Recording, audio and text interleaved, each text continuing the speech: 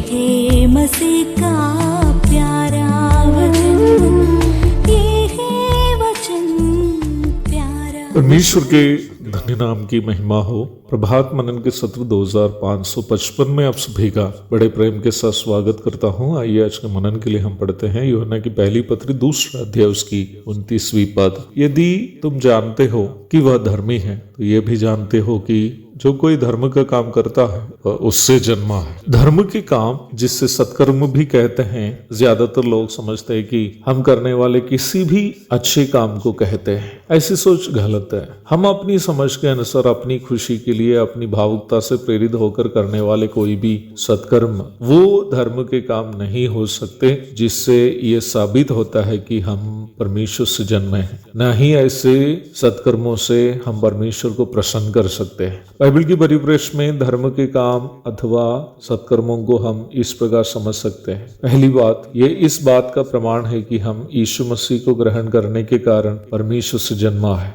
अर्थात यदि एक व्यक्ति वास्तव में परमेश्वर से जन्मा हो तो वो परमेश्वर की संतान है, यूहन्ना 1:12। इसलिए वह परमेश्वर के स्वभावों को अपने जीवन से दिखाएंगे। परमेश्वर के धार्मिक स्वभावों को उसकी परिपूर्णता में यीशु मसीह ने शरीर में दिखाया, यूहन्ना 1:18, कोलोसी 2:9। अर्थात यीशु मसीह ने देह रूप में जैसे परमेश्वर के स्वभावों को दिखाया, उसे जब हम अपने जीवन में उतारते हैं वो इस बात को साबित करता है कि हम भी परमेश्वर से जन्मे हैं। क्योंकि पिता के स्वभावों को उसकी संतान में दिखना इस बात को साबित करता है कि ये वास्तव में उस पिता की संतान है। संक्षेप में बोलो तो यीशु मसीह के स्वभावों को हमारे जीवन के द्वारा दिखाना बाइबल के अनुसार धर्म के काम की पहली परिप्रेक्ष्य है। पहला यूहन्ना 2:6, 3:10। बाइबल के अनुसार धर्म के काम की दूसरी परिप्रेक्ष्य धर्मी लोगों के लिए करने हेतु परमेश्वर के द्वारा पहले से तैयार रखे गए अथवा निर्धारित रखे गए काम है। एफिसी 2:10।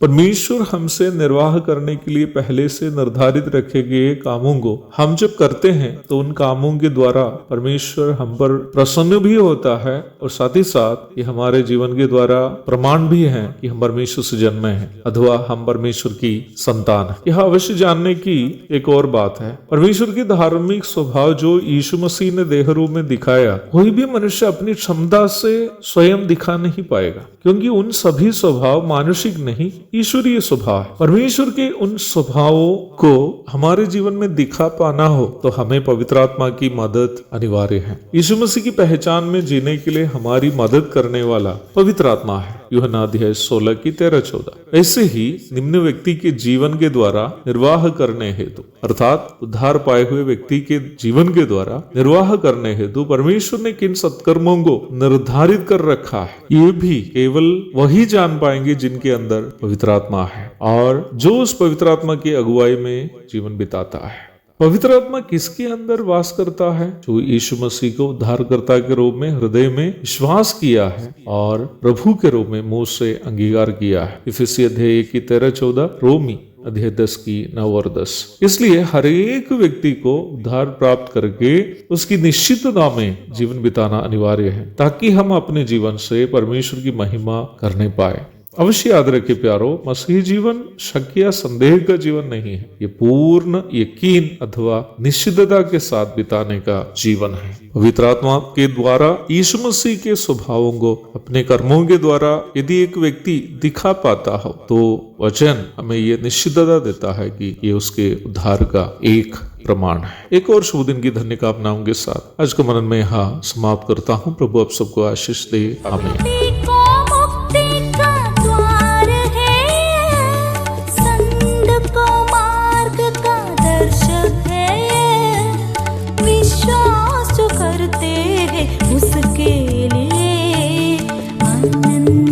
जीवन का साधन है ये है वचन प्यारा वचन, यीशु मसीह का प्यारा वचन, ये है वचन प्यारा वचन, यीशु